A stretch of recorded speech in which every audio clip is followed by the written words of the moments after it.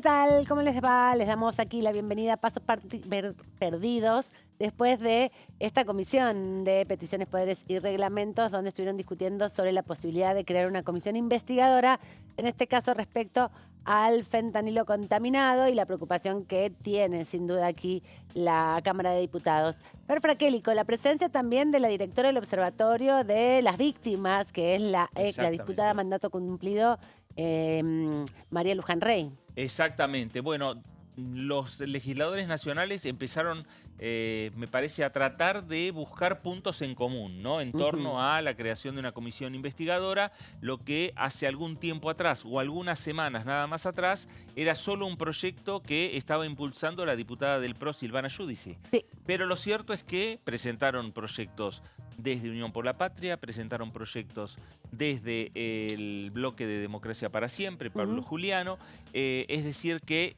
se va avanzando con la idea de, bueno, en los próximos días o las próximas semanas, ver si puede plasmarse finalmente la creación de una comisión investigadora. Estuvieron hablando de los giros, de cómo sortear algunas dificultades para no tener que extenderse en el plazo y en el tiempo. Ya estamos en septiembre y queda muy poco, 3 meses para que termine la actividad formal del periodo ordinario, pero hay que recordar que se termina de dictaminar el 20 de noviembre, ¿no? Después ya hay que esperar las extraordinarias. Bueno, este y otros temas en estos títulos.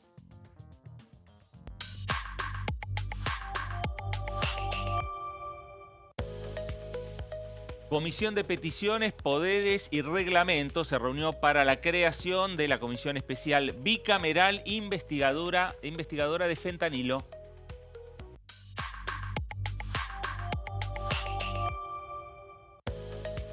Proyecto de ley presentado por el oficialismo. Lo que pretende es modificar la presentación del informe del jefe de gabinete en el Congreso.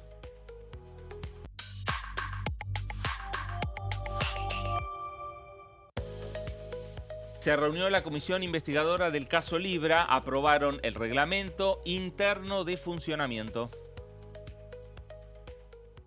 Bueno, ahí estaban los temas en estos títulos, el tema de la creación de esta comisión investigadora por el caso del fentanilo. Están los proyectos que nosotros estamos señalando, de Pablo Juliano, de la diputada Silvana Giudici, el proyecto de la diputada Victoria Tolosa Paz, que sí habla, para darle más fuerza a esta investigación, y para darle más fuerza en lo que tiene que ver con la participación de este Congreso Nacional, habla de que sea una comisión bicameral. Sí, es decir, integrada por diputados y senadores.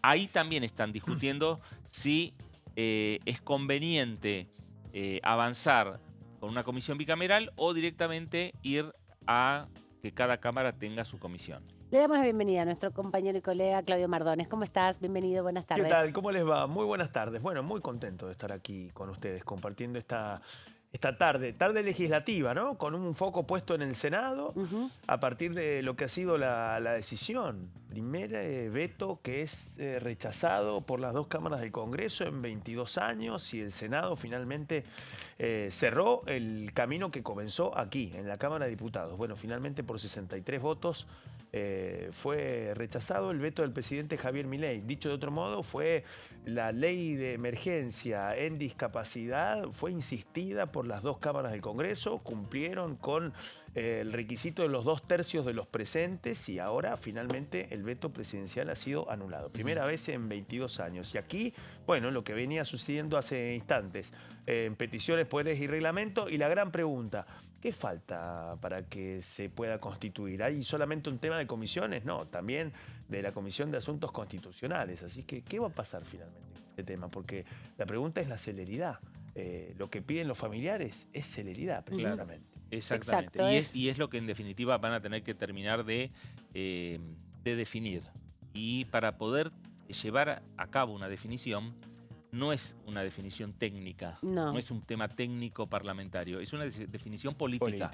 Aquí hay que ver si desde el oficialismo terminan impulsando o no la creación de esta comisión bicameral. Claro. A partir de ahí es el accionar de Nicolás Mayoraz. Exactamente, lo que plantean es justamente que con la multiplicidad de proyectos que se presentaron para constituir comisiones o comisiones bicamerales, también desde la presidencia de la Cámara, que es la encargada de los giros a las comisiones, se amplificó la cantidad de giros, ¿no? Haciendo más engorrosa la posibilidad de coincidir las comisiones y poder dictaminar. Y además porque en las últimas sesiones lo que hemos visto es justamente que la oposición, para conseguir que se trate un tema, tiene que emplazar a las comisiones, en este caso la de Asuntos Constitucionales, porque la de Peticiones se reunió, ¿no? Claro. Haciendo una síntesis de todo lo hablado hasta el momento.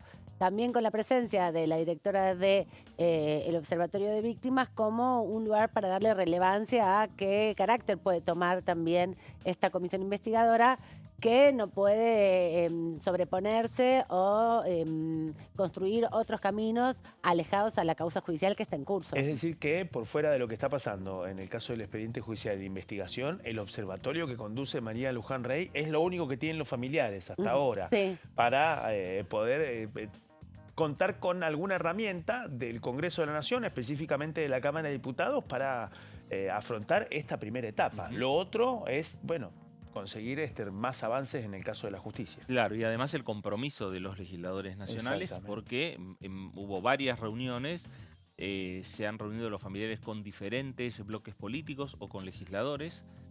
Con quien más se han reunido fue con Silvana Giudici, y hay un compromiso para poder avanzar con esta comisión. Por lo menos lo de Giudici es una comisión de la Cámara de Diputados, investigadora en el ámbito de esta Cámara de Diputados, algo similar a lo que terminó plasmándose y ya está funcionando la Comisión Libra. Sí, estuvieron discutiendo mucho de eso, ¿no? Sobre el reglamento, para que no les suceda lo mismo, que obstaculice la posibilidad de sesionar, porque, insistimos, el tiempo va corriendo, las prioridades van a ir cambiando con el ingreso del presupuesto, en términos de también la capacidad que tenga el Congreso de la Nación para sesionar, para reunirse y para, además, emplazar a las comisiones que, además, convoquen a una fecha para la reunión en un contexto electoral, con las elecciones el 26 de octubre a la vuelta de la esquina, con también un proceso que tiene que ver con el constituyente de Santa Fe, que es un poco el reclamo que le hacen al diputado Mayoraz, que está ocupándose de esa cuestión, que también tiene que llegar a un día final para presentar la propuesta de la nueva constitución provincial, y tiene a los diputados sin duda con una presencia ahí. Muchos son constituyentes. Claro, tiene en este momento Mayoraz tiene, otra banca. Otra banca en una convencional constituyente que ya terminó al menos la primera etapa de reformas vinculadas al Poder Legislativo. Lo mismo sucede con Germana Figueroa Casas. También, que también es constituyente en la provincia de Santa Fe. Bueno, de esto vamos a seguir conversando porque no se pudo resolver en el día de hoy un dictamen. Sí, se comprometieron desde los bloques aliados al oficialismo a convocar al diputado Mayoraz para evitar el emplazamiento, y también fueron redefiniendo algunos aspectos como un predictamen. Hablaron justamente de poner una síntesis de todas las propuestas presentes, descartando la posibilidad de una comisión bicameral, a ver si eso logra sortear la dificultad de las múltiples comisiones a las que fue llevada estas propuestas, y sobre todo poner en cabecera de Peticiones, Poderes y Reglamento, que tiene la diputada Silvana Giudici como la diputada Silvia Lospenato como presidenta, la discusión que impulse este tratamiento y la posibilidad de crear esta comisión. Pero bueno, veremos si los tiempos dan, porque está difícil. Bueno, mientras tanto los diputados siguen mirando el Senado. No dejaron de mirar tampoco qué es lo que está pasando en el Senado, más allá de este dato que nos daba y nos adelantaba Claudio respecto a lo que fue la sanción del Senado en relación a la ley de emergencia en discapacidad, donde el Senado sostiene la norma, sostiene la ley, sino que ahora también está discutiendo una modificación en la ley de reglamentación de los decretos de necesidad y urgencia. Es una herramienta que utilizan habitualmente los poderes ejecutivos, porque es una herramienta también que les permite avanzar con ciertas normas sin tener la necesidad de enviar un proyecto de ley al Congreso y, en definitiva, sortearlo con el aval de una de las cámaras. Ahora, en los últimos tiempos, fue una herramienta, hasta ahora es una herramienta fundamental para el presidente Javier Milei, que le permite también sortear no solo el envío de un proyecto, sino sortear los números en minoría que están en diputados y en el Senado para avanzar con un proyecto de ley. De aprobarse el proyecto, viene a la Cámara de Diputados, que ya tiene una discusión adelantada, ¿no? Porque hay varios proyectos que se habían discutido. Tienen dictamen, reclamaron, de hecho, en la última sesión, antes del informe del jefe de gabinete, la posibilidad, era uno de los temas que no llegó a tratarse porque se quedó sin quórum la sesión y tenía que ver respecto a eso. ¿Les parece que veamos el momento de la votación del Senado? Muy bien, Cuando vamos a verlo. se aprobó Bueno. esta insistencia de la Cámara de Diputados y de la Cámara de Senadores, es el momento de la cuenta regresiva. Exactamente. La imagen puesta ahí y las expectativas puestas en el tablero, donde va a marcar un número muy fuerte a favor del rechazo al veto del Poder Ejecutivo Nacional. Ahí están los votos en verde, que son los votos a favor, 63 votos a favor, 7 votos negativos, 0 abstenciones. Fueron casi números casi similares a la votación cuando se tuvo que introducir el tema. 47. A la habilitación del tema resultó con estos números. Más que la mayoría que se requería, que eran 47, ¿no? Claro. O sea que arrasó, digamos, la votación. Y votaron en contra, sosteniendo este veto, todos los senadores de La Libertad Avanza, que son 6, más la senadora Carmen Álvarez Rivero, del PRO de Córdoba. Exactamente. Con sus polémicas declaraciones, digamos, ¿no? Hace algunas semanas atrás que le costó bastantes críticas. Bueno, hoy lo que pidió primero planteó el rechazo a intentar rechazar el veto. Digamos, lo que planteó fue mantener el veto del Poder Ejecutivo.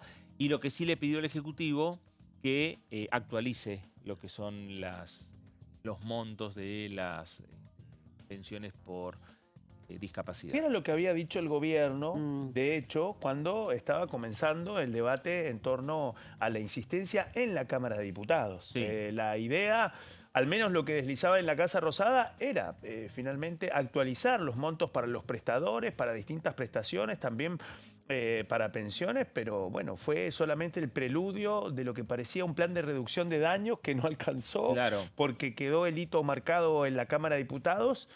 Y desde el trayecto de ese expediente de la Cámara de Diputados hasta el Senado, que sucedió ahora, bueno, se han transcurrido, bueno, una serie de hechos que también cruzan el tema de la discapacidad y de las políticas de discapacidad del gobierno libertario con la administración de la Agencia Nacional de Discapacidad, la filtración de audios en donde se escucha la voz del titular, de Diego Españolo, y a partir de eso el interrogante sobre cuáles fueron las licitaciones y los mecanismos utilizados y si se confirma o no parte de lo que mencionaba Españolo en esos audios. Bueno, también eso ha teñido parte del debate y de las votaciones que finalmente se cristalizaron en este desafío. Desafío para el Poder Ejecutivo Nacional, que enfrenta ahora por primera vez que las dos cámaras del Congreso de la Nación insisten en la ley de emergencia en discapacidad en este caso y bueno, hacen caer un veto presidencial. Todo esto después de lo que venía sucediendo también de las dos cámaras del Congreso con la anulación de 4 decretos delegados y un decreto de necesidad y urgencia. Así que también eso son dos fotos de lo que implica la coyuntura de este segundo semestre del 2025. Bueno, vamos a seguir también con el repaso de las voces que pasaron por aquí por Diputados Televisión, porque además mañana, el domingo, hay elecciones en la provincia de Buenos Aires. Exacto. De senadores y diputados. Hoy cierran todas las campañas. Hoy cierra todo, ayer cerró el oficialismo. Exactamente. Sigue la caravana de cierre de campañas y bueno, la cuenta regresiva para otra escena también que sucede por primera vez y es el desdoblamiento de las elecciones legislativas en la provincia de Buenos Aires, separadas de las nacionales del 26 de octubre, primera vez también para la provincia de Buenos Aires en la realización de los comicios con una intervención de la policía bonaerense como la fuerza que se encarga de custodiar las urnas y con una participación del 20% de las fuerzas federales también. Y el desafío también para la justicia electoral de la provincia de Buenos Aires y toda su organización. Vamos a repasar lo que decía la diputada María Sotolano del PRO de la provincia de Buenos Aires respecto no solamente a la elección que es provincial y como bien contaba Claudio se desdobló de las nacionales por primera vez en la historia, de la recuperación democrática por lo menos, pero también se refirió al sistema provisional, uno de los temas que ronda siempre en la Cámara de Diputados. Sí, Sotolano que es candidata para estas elecciones del día domingo. Es un tramo difícil, digamos. Yo siempre digo lo mismo, nosotros fuimos gobierno 4 años, fue muy difícil gobernar a nivel nacional, a nivel provincial. Yo fui secretaria de Desarrollo Social en mi municipio, en Quilmes.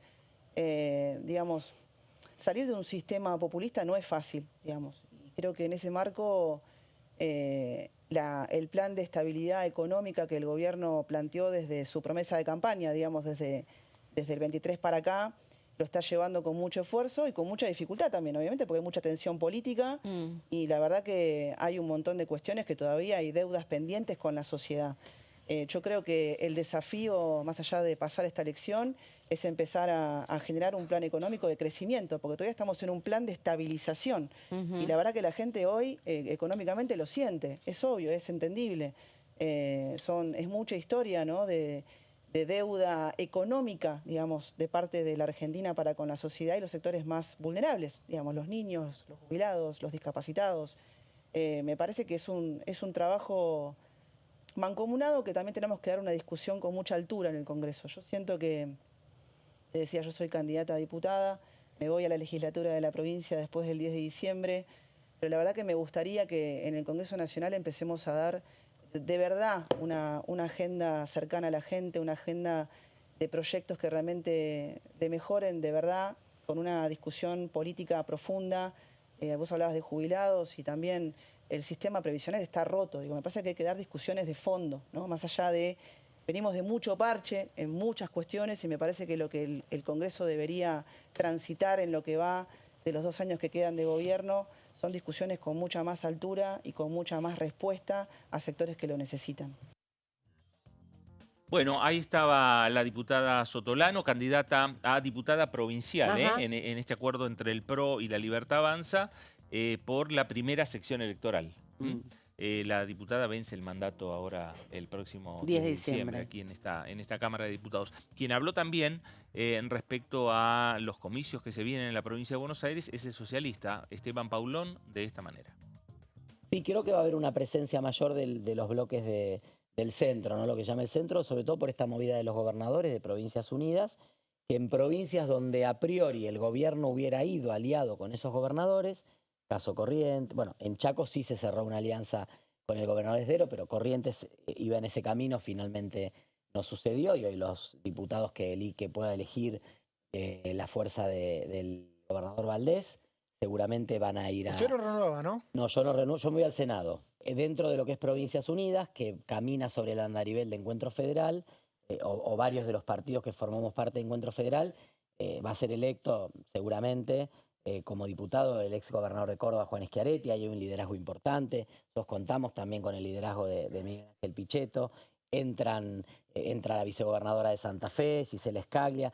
Va a haber nombres de peso en ese espacio del centro. Le va a dar un cierto volumen político, siempre con el criterio de la total independencia en el criterio del voto, ¿no? Nosotros con Mónica Fein y Natalia de la Sota hemos votado diferente en muchas de las leyes respecto al bloque, porque entendemos que la política no es subordinación y valor, sino que es construcción de unidad común, y en los temas en los que uno construye una agenda común, que la tenemos, y en los temas en los que uno tiene matices o tiene diferencias, poder admitir que alguien piense distinto. Esta idea del monobloque, donde uno no se puede correr 2 centímetros, le ha hecho mucho daño a la política, y sé que a veces nos ven como raros a nosotros, y dice, che, pero ustedes votaron en contra. No, mirá, el socialismo no podía votar las facultades delegadas. Yo agradezco a la diputada Los Penato, que ahora quiere limitarlas, no habría que habérselas votado. Porque la verdad que haberlas incluido en la Constitución del 94 fue un grave error, y el régimen que tenemos hoy de control, que se superpone con el de los DNU, etcétera, es bastante complejo. Así que creo que hay temas en los cuales, por principio, nosotros seguiremos expresando nuestras propuestas, pero sí creemos también, y por eso estamos en ese espacio, en un país federal, en un país que genere empleo, en un país que salga de la discusión que no nos lleva a ningún lado. Aparte, entre una supuesta polarización que tiene cada vez menos fuerza en los polos. Entonces, bueno, creo que ahí hay un espacio para construir otra política. Creo que ese bloque va a crecer en representatividad en la Cámara y, bueno, nada, esperamos ser parte de esa construcción. El diputado Paulón también es candidato, pero en octubre, ¿no? Ahora. Así es, claro. Por la Ciudad de Buenos Aires para la senaduría, que se abre también ahí el recambio. Y habló de esto, que sin duda la provincia de Buenos Aires es el 40% del padrón, es una de los territorios más importantes, es el territorio más importante y que define muchas elecciones. Obviamente todos están mirando lo que pasa el día domingo, pero también habló de otras cosas, ¿no? Que Claro. tienen que ver con lo que sucedió hoy en el Senado hace minutos. Exactamente, con el tema de discapacidad, el tema de la declaración de la emergencia, habló de estos temas. Hay un debate muy importante a dar hacia adelante. Uno es lo que vos decías recién de revisar qué queda vigente, qué hay que dar de baja. Por supuesto, la auditoría y la revisión permanente de las pensiones es importante. No como se hizo acá, que muchas de las que se dieron de baja erróneamente por temas de domicilio o preventivamente. Yo vivo a una cuadra de la agencia de Andis acá en Rivadavia, 1400. La verdad que hemos visto gente, la otra vez que venía a la mañana acá al Congreso, a la oficina, una persona sin una pierna. Que no es que le tocaba el turno de la auditoría. Vino porque el turno le tocaba en 2 meses y ya le habían dado de baja preventivamente la pensión. Después te pagan retroactivo, pues son 197.000 pesos la pensión por discapacidad, algunas son de algún otro monto, pero digo, no es que la gente vive de eso. Ahora, vos ese ingreso no lo tenés y te dificulta todo. Entonces, debió haberse hecho una auditoría en serio, realista y seria, no como la que se está haciendo, y obviamente yo creo que algunas están dando de alta. También nosotros hemos recibido algunos casos de personas que nos habían escrito planteando que había pensiones de baja y dice, mira, en julio no la cobré, en agosto me volvieron a dar de alta, me volvió a ver en el sistema y me pagaron los 2 meses juntos. Creo que el gobierno toma nota de que se le fue la mano con esto de las auditorías que están mal hechas. Después, a futuro, y creo que es una tarea interesante para traer el debate aquí a la Cámara, al futuro hay que discutir el sistema. Porque el sistema de prestaciones de discapacidad viene quebrado de hace muchos años, no empezó con Javier Milei. Bueno, una discusión que me parece que no se cierra más allá de la resolución que adoptó hoy el Senado Nacional. Me parece que es una discusión que va a seguir. La próxima semana va a haber nuevas reuniones en la Comisión de Discapacidad porque hay otros temas para discutir, como es qué va a pasar con las pensiones que se dieron de baja. Totalmente. Ahí quieren... 110.000. Exactamente. ¿Qué es lo que quieren los diputados nacionales? Por lo menos hay un sector que está presentando un proyecto y que lo va a poner en consideración la semana que viene en la Comisión de Discapacidad, es que por ley todas las pensiones que han sido caídas vuelvan a ser restituidas. Ser restituidas, que vuelvan a cumplir su función, y en el medio estarán las auditorías que hay que hacer. Exactamente. Que todos coinciden que si hay alguna pensión mal otorgada, tiene que darse de baja. Exactamente. Pero, y ahí, bueno, viene ahora una gran pregunta, especialmente para esta tarde, para la finalización de esta jornada. Es posible que nos encontremos con una reflexión que empieza a pasar a un segundo plano porque se nos viene encima la previa de las elecciones del domingo, del 7 de septiembre, elecciones provinciales en Buenos Aires, pero que van a tener una dimensión nacional que posiblemente esto lo deje en un segundo plano. Pero la verdad, viene la gran pregunta. ¿Qué sigue después de esta insistencia? Primera en 22 años, un veto del presidente Javier Milei que es anulado por el Congreso de la Nación sobre un tema tan sensible como tiene que ver con las políticas de discapacidad del gobierno nacional. ¿Qué va a pasar con estas 110.000 personas que perdieron el beneficio? La Andis mandó más de 854.000 cartas documento para notificar del comienzo de una auditoría. Llegó el 40%, es decir que la mitad de ese universo que iba a ser auditado nunca se enteró que comenzaba un proceso que revisaba su beneficio. Es decir que muchos y muchas se enteraron cuando fueron a cobrar y vieron que no estaba el pago. Entonces nos encontramos ya con un vía crucis para muchas personas con discapacidad, para sus familiares, que hasta ahora, por fuera de lo que implica la insistencia en esta ley de emergencia, bueno, ¿qué sigue ahora? ¿El Poder Ejecutivo la va a aplicar?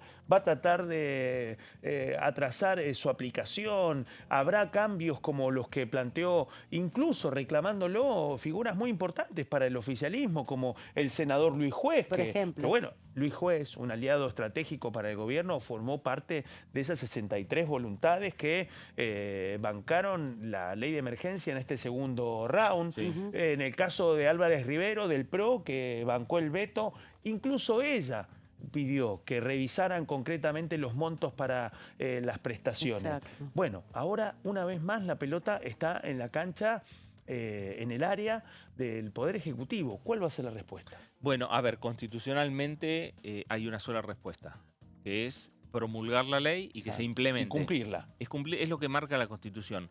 La Constitución le permite al Poder Ejecutivo poder observar al Congreso cuando sanciona una ley y se siente incómodo con la ley del Congreso. Ahora, la Constitución también le da la posibilidad al Congreso para insistir con su ley, para fundamentar de por qué es importante la ley que sancionó y mantener la norma, que es lo que ocurrió en la jornada de hoy. Ahora, ahí se cierra el ciclo. Después de esto, en una república con división de poderes, lo que tiene que hacer el Ejecutivo es promulgar la ley y empezar a cumplirla. Más allá de que hay algunas voces dentro de Casa Rosada que están diciendo que esto va a terminar en vía judicial. Sí, lo que pasa es que justamente el Congreso de la Nación representa distintas expresiones políticas, ¿no? Entonces, en una segunda vuelta que tenga la insistencia, le da una consolidación también al proyecto. Exactamente. Así que, bueno, veremos finalmente. Me parece que el camino es que la ley quede vigente. Más allá de que puedan hacer alguna presentación judicial, los números también avalan que la misma justicia le dé la razón al Congreso Nacional. Los números son abrumadores. Sí. Bueno, habló la diputada Sotolano, habló la diputada que escuchábamos hace un ratito, del PRO por la provincia de Buenos Aires, también sobre el tema discapacidad. Presentamos un proyecto para mejorar el nomenclador y está claro que la problemática de discapacidad es muy grande en la Argentina. Venimos también de un sistema también muy cuestionado en términos de las pensiones por discapacidad, a quiénes se otorgaban. Me parece que se enchastró mucho el sistema en términos generales. Entonces, siento que lo que debemos tener es la responsabilidad de vuelta. El plan de crecimiento económico es necesario para dar respuestas. ¿El veto es antipático? Y sí, por supuesto que es antipático, porque obviamente uno entiende la realidad. Yo vengo de un territorio, de un municipio de casi 700.000 habitantes, de una provincia que concentra una gran masa de personas con discapacidad, digamos, jubilados, el conurbano bonaerense, lo conocemos, sabemos perfectamente las realidades que viven los sectores más vulnerables, pero también es ser realistas con qué podés afrontar, con qué presupuesto podés afrontar las diferentes demandas, insisto, en un gobierno que viene hace 2 años recién. Me parece que, y venimos al borde de una hiperinflación, donde la inflación galopaba, donde las jubilaciones estaban licuadas, donde los sueldos estaban licuando muchísimo más. Me parece que la apuesta del gobierno de bajar la inflación la está logrando, ahora el desafío es cómo crecemos. Creo que ahí estamos en este momento de transición entre la baja de inflación y cómo hacemos para que Argentina realmente crezca y empiece a tener diferentes recursos para poder sostener y dar respuestas a los discapacitados, a los jubilados, digo, a los niños, de poder aportar, digamos, un presupuesto en las prioridades de la sociedad más vulnerable.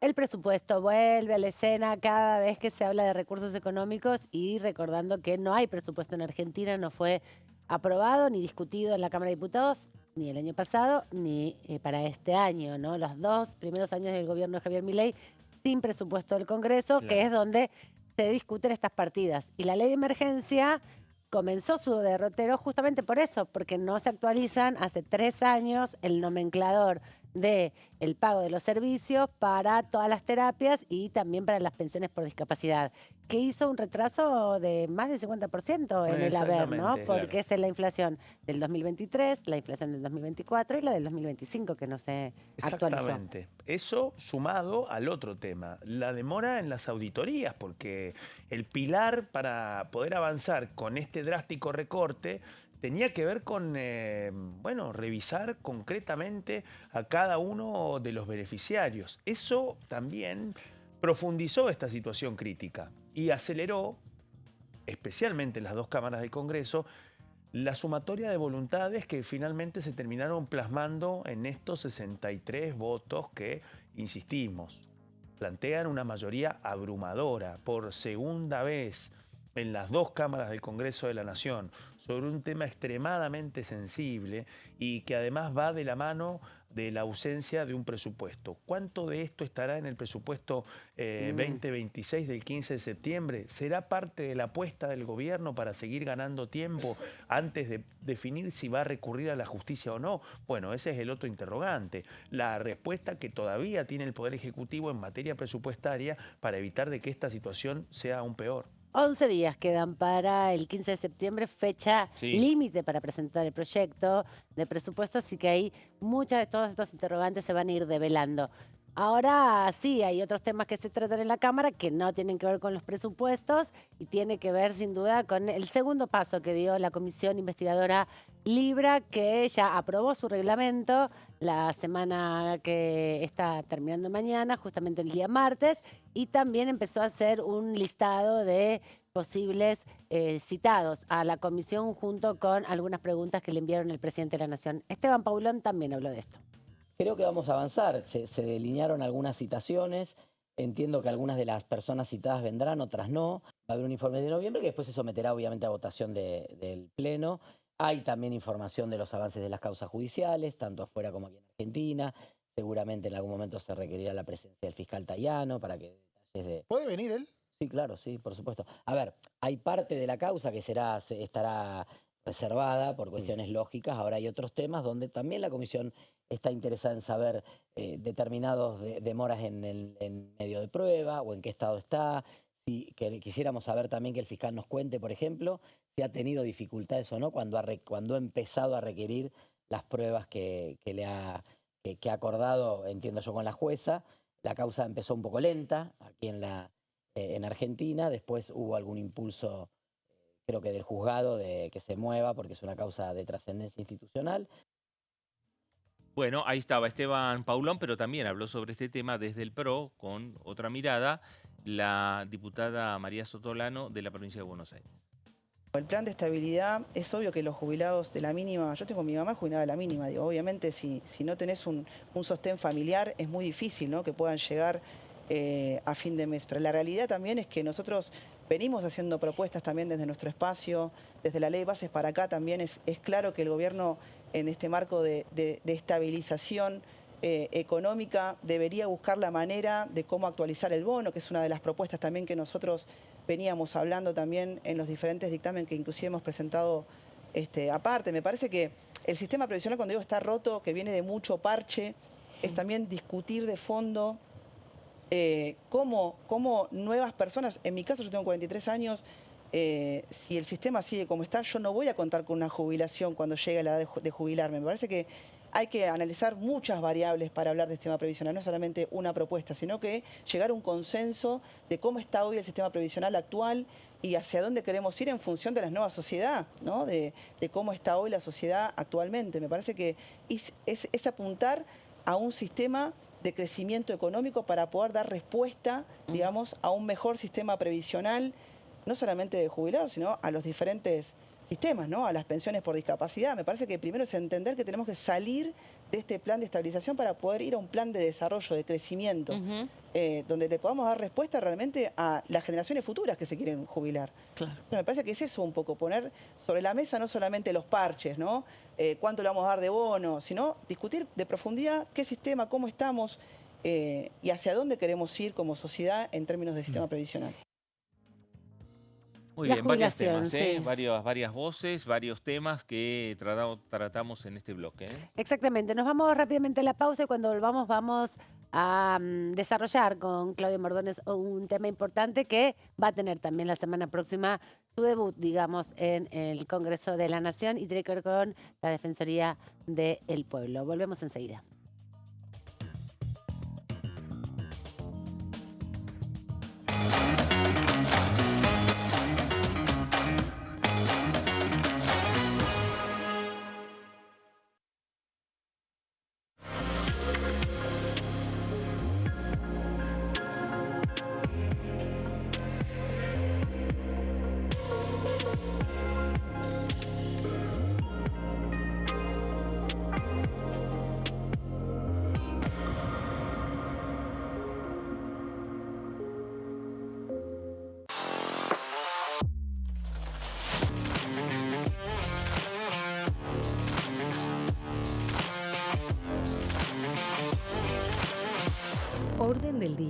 De lunes a viernes, 11 horas. ¿Qué se vota este año? El domingo 26 de octubre se realizarán elecciones legislativas para renovar parte del Congreso de la Nación. La Cámara de Diputados se renueva por mitades cada 2 años. Este año se elegirán 127 diputados.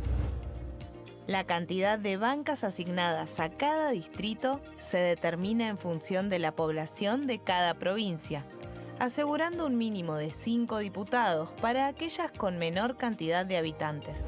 En tanto, el Senado está conformado por 72 integrantes y cada 2 años se renuevan por tercios. Este año finalizan su mandato 24 senadores que fueron electos en 2019. ¿Qué elige cada región en la elección nacional? Región Noroeste, NOA. Jujuy, renueva 3 bancas en la Cámara de Diputados. Salta, renueva 3 bancas en el Senado. Renueva 3 bancas en la Cámara de Diputados. Catamarca, renueva 3 bancas en la Cámara de Diputados. Tucumán, renueva 4 bancas en la Cámara de Diputados. Santiago del Estero, renueva 3 bancas en el Senado. Renueva 3 bancas en la Cámara de Diputados. La Rioja, renueva 2 bancas en la Cámara de Diputados. Región Noreste, NEA. Formosa, renueva 2 bancas en la Cámara de Diputados. Chaco, renueva 3 bancas en el Senado. Renueva 4 bancas en la Cámara de Diputados. Misiones, renueva 3 bancas en la Cámara de Diputados. Corrientes, renueva 3 bancas en la Cámara de Diputados. Región Cuyo. San Juan, renueva 3 bancas en la Cámara de Diputados. San Luis, renueva 3 bancas en la Cámara de Diputados. Mendoza, renueva 5 bancas en la Cámara de Diputados. Región Pampeana. Santa Fe, renueva 9 bancas en la Cámara de Diputados. Entre Ríos, renueva 3 bancas en el Senado. Renueva 5 bancas en la Cámara de Diputados. Córdoba, renueva 9 bancas en la Cámara de Diputados. La Pampa, renueva 3 bancas en la Cámara de Diputados. Buenos Aires, renueva 35 bancas en la Cámara de Diputados. Ciudad Autónoma de Buenos Aires, renueva 3 bancas en el Senado. Renueva 13 bancas en la Cámara de Diputados. Región Patagónica. Neuquén renueva 3 bancas en el Senado. Renueva 3 bancas en la Cámara de Diputados. Río Negro renueva 3 bancas en el Senado. Renueva 2 bancas en la Cámara de Diputados. Chubut renueva 2 bancas en la Cámara de Diputados. Santa Cruz renueva 3 bancas en la Cámara de Diputados. Tierra del Fuego, Antártida e Islas del Atlántico Sur. Renueva 3 bancas en el Senado. Renueva 2 diputados nacionales.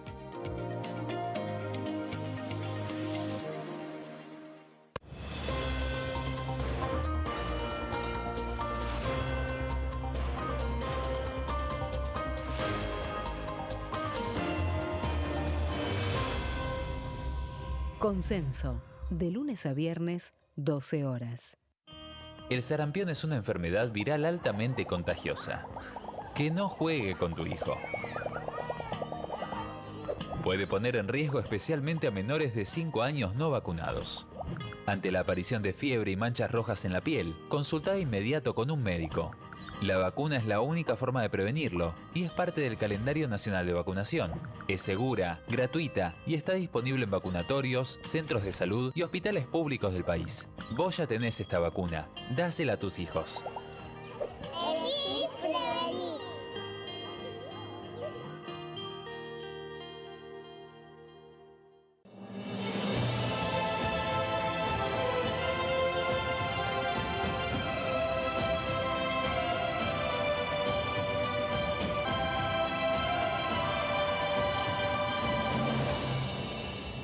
La Bancada, de lunes a viernes, 13 horas.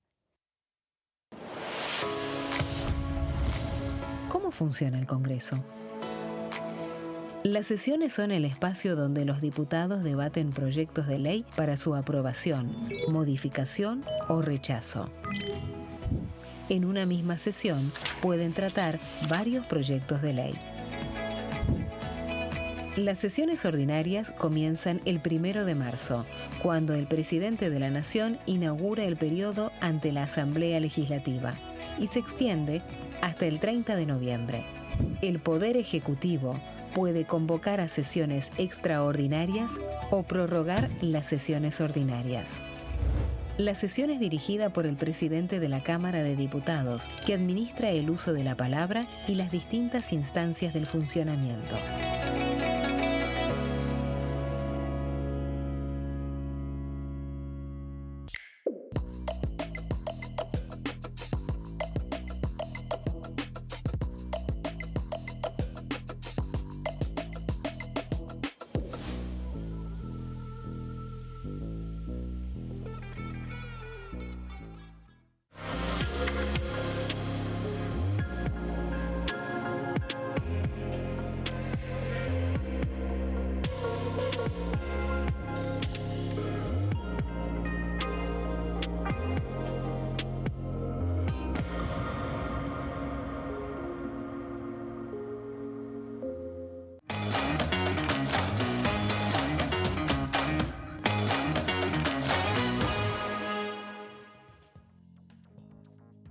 Bueno, último bloque de Pasos Perdidos por aquí por Diputados Televisión. Bueno, a ver, venimos de una reunión de comisión, Sí, la importante. Comisión de Peticiones, Poderes y Reglamento, el tratamiento del proyecto o de los proyectos Sí. que están vinculados a la creación de una nueva comisión investigadora en el ámbito de la Cámara de Diputados, más allá que hay un proyecto de una de las diputadas de esta comisión, Victoria Tolosa Paz, de Unión por la Patria, que plantea una comisión bicameral por el caso del fentanilo adulterado. Hoy con una reunión de varias horas importantes donde la presidió la diputada Silvia de los Penato, presidenta de esta comisión, diputada del PRO por aquí por la provincia de Buenos Aires, está aquí. Exactamente. Más allá que ahora es legisladora Y electa claro, de la legisladora ciudad. electa, sí. De la ciudad, en su momento cuando ingresó era diputada de la provincia, ella, bueno, consiguió ordenar bastante bien la comisión y lograr que se pongan de acuerdo los diputados que tienen diferentes proyectos, tratar de revisar el proyecto justamente de la comisión bicameral Sí. para que no sea complicado para el proceso de debate de la comisión por la cantidad de giros a las que la presidencia de la Cámara decidió enviar este proyecto. Sobre todo, la diputada Silvana Giudice del PRO marcó este punto, ¿no? Diciendo que si es una comisión bicameral, sin duda tiene que pasar por asuntos constitucionales como cabecera. Si Claro. queda como una comisión investigadora solo de diputados, podría sortear esa dificultad que fue justamente la imposibilidad de constituir un plenario de comisiones, ¿no? Así que se fueron con, digamos, el vaso medio lleno. Exactamente. Algunos acuerdos, pero sin dictamen. Avanzaron, me parece que dieron un paso más de cómo estábamos con esta situación y con estos debates hace un mes atrás. Hoy está planteado ya el debate de la creación de una comisión. Veremos si finalmente termina prosperando, si termina cristalizándose la creación de esa comisión. Todavía le falta varios pasos. Tiene que también llegar al recinto de la Cámara.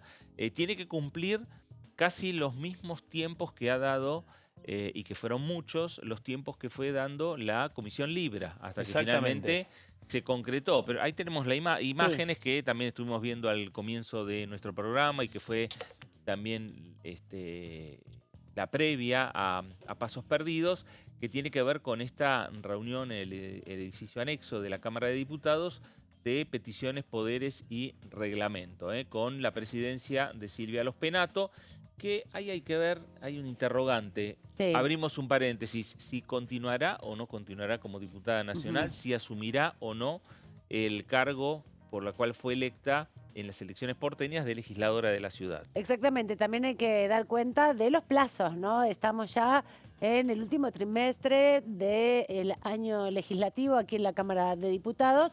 Justamente con la posibilidad de debatir y discutir los proyectos y dictaminar, ¿no? Se espera que, o se prevé que se dictamina el 10 de noviembre como última fecha, el 20 de noviembre como última fecha, porque el 30 de noviembre culminan las sesiones ordinarias. Vemos un poco más de imágenes de la comisión, justamente que hoy tuvo un punto importante respecto de la discusión de la constitución de esta comisión investigadora, ¿no? Bueno, ahí volvemos a tener la imagen de la presidenta de la comisión y ver finalmente qué es lo que va a pasar con asuntos constitucionales. Sí. Esa silla de Nicolás Mayoraz. Sí, exactamente. Pero bueno, va a haber que esperar hasta los próximos días, ¿no? Ahora está previsto ya para la semana que viene algunos otros temas que se van a estar consolidando seguramente en la Cámara de Diputados con comisiones. Los exhortos que se enviaron o que se tienen que enviar desde la Comisión Investigadora Libra, que se reúnen los martes, y también lo que resulte de lo que está sucediendo en este preciso instante en la Cámara de Senadores, que es ahora sí el debate respecto a la modificación de la ley 26.122 que regula el rol del Congreso Nacional en el mecanismo de los decretos, de los DNU, ¿no? Exactamente. La idea es recuperar la centralidad del Congreso, ¿no? Exacto. En torno a las discusiones y las políticas que pueda llevar adelante un Poder Ejecutivo que en el caso de tener necesidad de hacer alguna modificación en lo que tiene que ver con leyes desde el Congreso que ya han sido sancionadas por el Congreso o generar nuevas leyes que las envíe directamente al Parlamento para entrar en su discusión.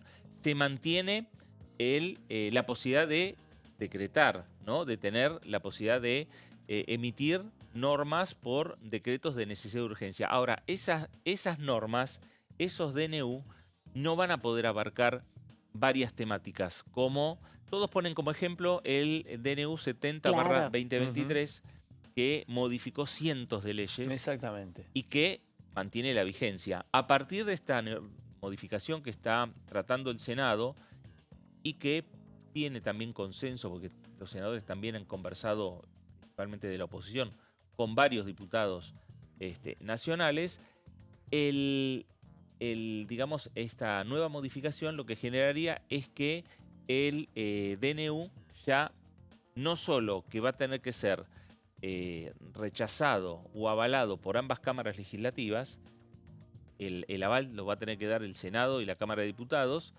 el rechazo de la misma manera, y por el otro lado le va a poner un tiempo límite para la discusión. Los plazos. Los plazos que de es 90 días. Lo importante que también trae este proyecto de ley. Pero decíamos que también la semana que viene va a haber una comisión importante porque a todos nos sorprendió en la agenda cuando vimos el jueves próximo la Comisión Bicameral de Defensoría del Pueblo de la Argentina, y Claudio estuvo revisando la memoria de este Congreso, pero también el estado de situación respecto al nombramiento de quien ocupe ese cargo tan importante que representa a la ciudadanía en definitiva, ¿no? Totalmente, y estamos hablando de un organismo que encierra toda una historia muy importante, porque su creación es previo a la reforma de la Constitución Nacional de 1994, un dato que ha quedado en un segundo plano, olvidado también en distintos expedientes judiciales y que ahora ha vuelto a tomar una centralidad muy importante por una decisión de la Suprema Corte de Justicia. Vamos primero, aquí ya tenemos estas placas que hemos preparado, pero tenemos un disparador informativo que nos obliga a repasar esto, porque hemos sabido en los últimos días que la Corte había tomado una determinación respecto al defensor del pueblo. Bueno, ¿cuál fue la razón del disparador? Bueno, el disparador fue porque la Corte se negó a ampliar de manera universal para todos los jubilados y jubiladas los alcances del fallo Badaro. ¿Se acuerdan? El caso Badaro, el famoso caso de aquel pensionado, jubilado argentino que recurrió a los tribunales a partir ya de fines de los 90 para por considerar que había sido afectado a partir de la ley de solidaridad previsional del año 95 y después de los distintos cambios que fueron aplicados y que Badaro lo siguió apelando en la justicia hasta que llegó esta decisión en la Corte, decisión que demoró demoró mucho tiempo y que además tuvo un dato muy importante.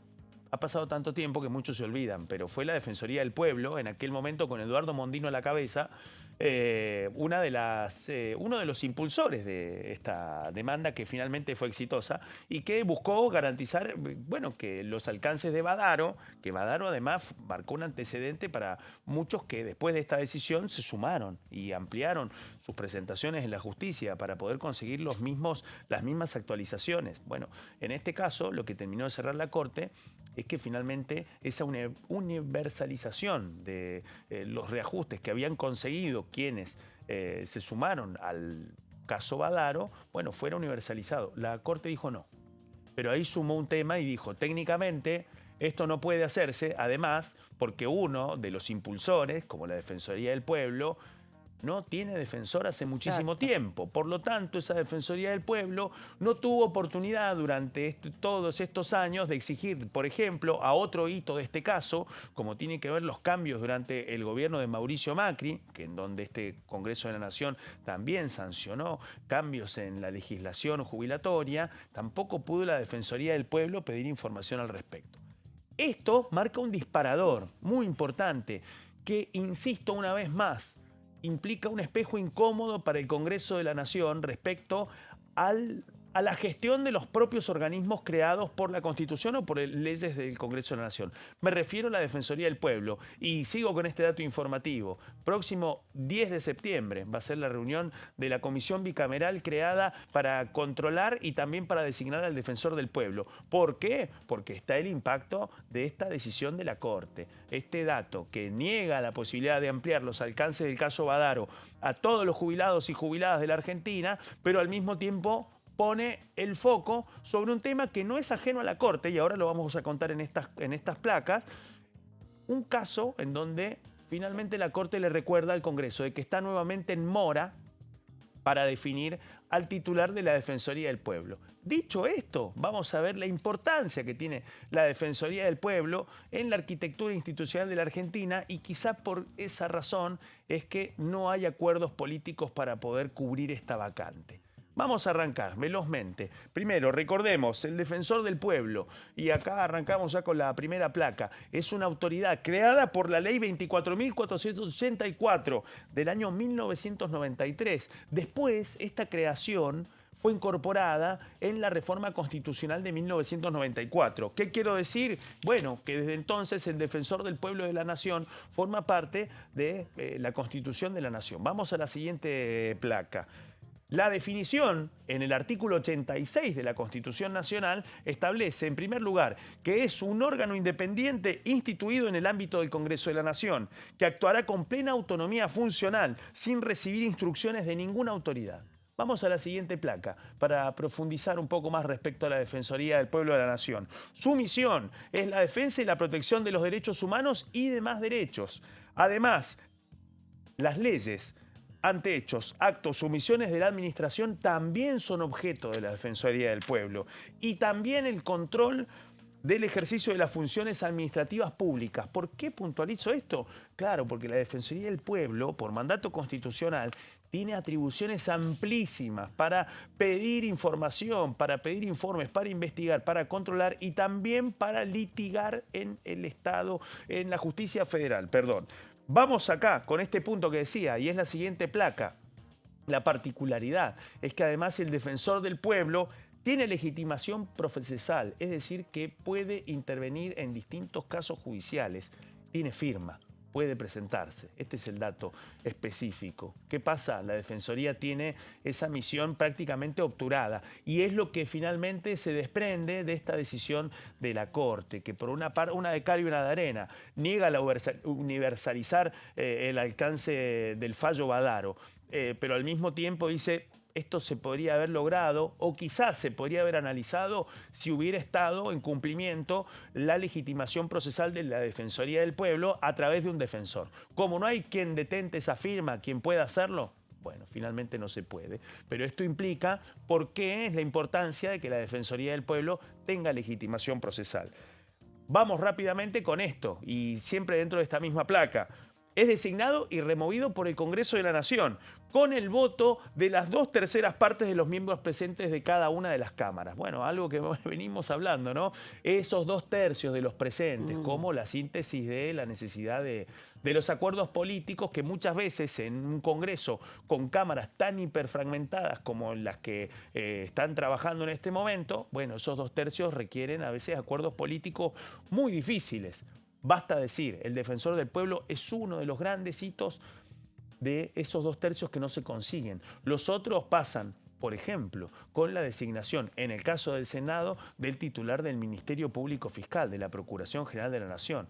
Bueno, otro caso de los 2/3 es ese de 2/3 que no se logra conseguir para la designación de un integrante de la Suprema Corte de Justicia, por ejemplo. A ese mismo nivel está la designación del defensor del pueblo de la Nación.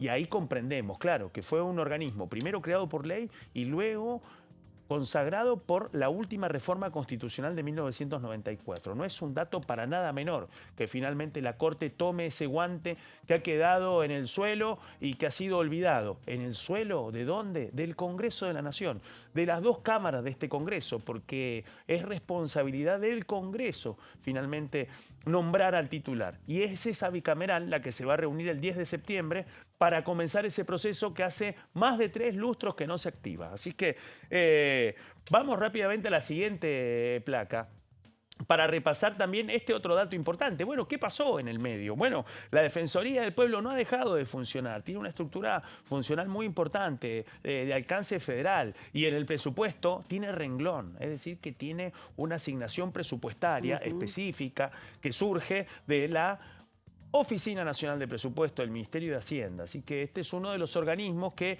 por fuera de que está dentro de la tutela del Congreso de la Nación, tiene funcionalidad y presupuesto asignado.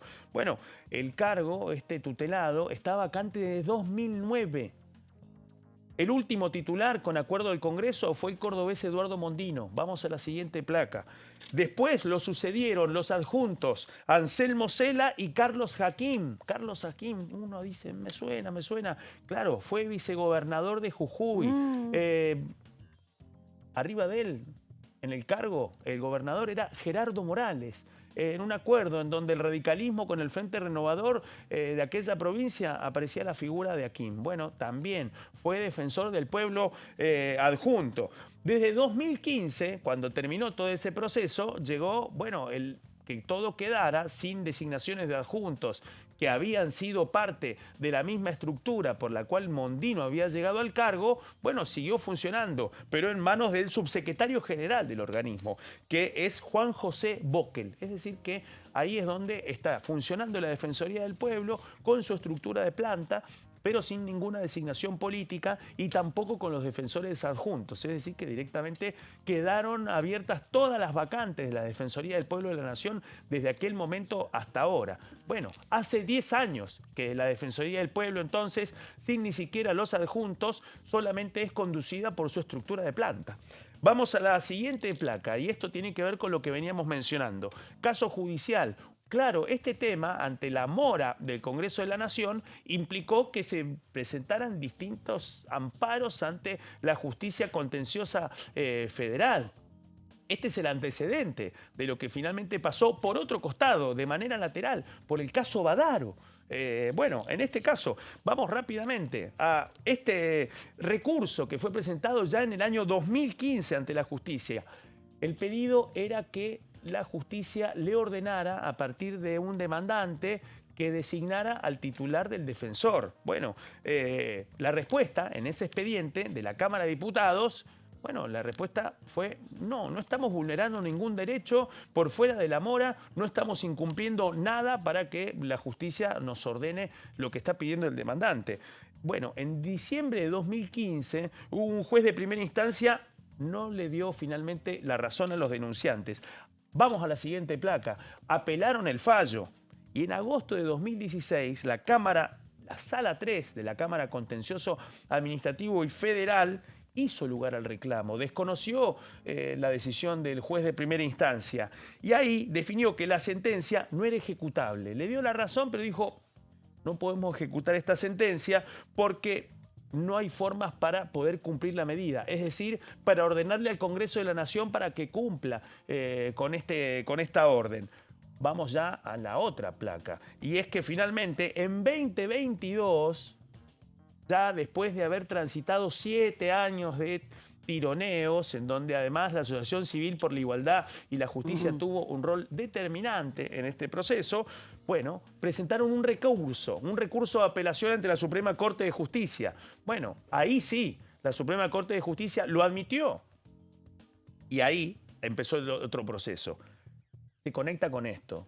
No avanzó ese expediente, no sabemos qué es lo que puede llegar a pasar, porque ese expediente todavía está ahí, en estado latente, pero se sumó este dato. Y es que finalmente, hace una semana, la Suprema Corte de Justicia aceptó este reclamo, pero tomó el reclamo a partir del caso Badaro, pero lógicamente, mientras uno lee el fallo, ve claramente que la Corte viene advirtiendo este tema hace rato, ha advertido de que en la discusión previsional del caso Badaro hay un gran ausente, con mucha resonancia, que es la Defensoría del Pueblo, y esto también demuestra de que esa ausencia es también casi contemporánea al recurso presentado en el año 2015 para activar la designación del Defensor del Pueblo de la Nación. Bueno, con estos componentes abiertos y con una decisión de la Corte que no le da una orden directa al Congreso de la Nación, como pide el expediente abierto del año 2015, pero se agarra de las consecuencias del caso Badaro a partir de la gran ausencia de un rol determinante de la Defensoría del Pueblo, como es su rol procesal para la legitimación procesal que tiene la pueda utilizar, no la pudo utilizar en este proceso del caso Badaro, especialmente en la etapa que tiene que ver con este reclamo. Así que vamos a ver finalmente cuál va a ser la definición y si finalmente el Congreso de la Nación toma este guante, un guante que ya viene siendo omitido por las dos cámaras del Congreso hace un largo tiempo. Vamos a ver, 10 de septiembre a las 11 de la mañana se activa esta bicameral de la Defensoría del Pueblo para ver si finalmente se abre este proceso o si la Defensoría del Pueblo sigue, como viene pasando, hace 10 años administrada por sus autoridades de planta y sin un defensor designado desde el año 2009. Ay, bueno, ojalá se devele un poco este interrogante que Claudio nos hizo el recorrido histórico, porque es una deuda que tiene este Congreso de la Nación hace muchos años, y con la experiencia que hemos tenido con la defensora de niños, niños y adolescentes, me parece que movió un poco a la estantería, ¿no? Que lo de Graham hizo que se activaran un poco algunas cuestiones. Así que lo veremos la semana que viene, Claudio. Totalmente. ¿Hará más la Corte que eso? Bueno, veremos. Otra pregunta más. Para eso. Bueno, veremos a ver qué es lo que pasa la semana que viene en la comisión que preside Daniel Cronenberger, el senador nacional del radicalismo por la provincia de La Pampa. ¿Llegamos al final? Sí, llegamos al final del día de hoy. Nos vemos mañana. Ustedes sigan con la continuidad informativa aquí de Diputados Televisión. Gracias y hasta entonces.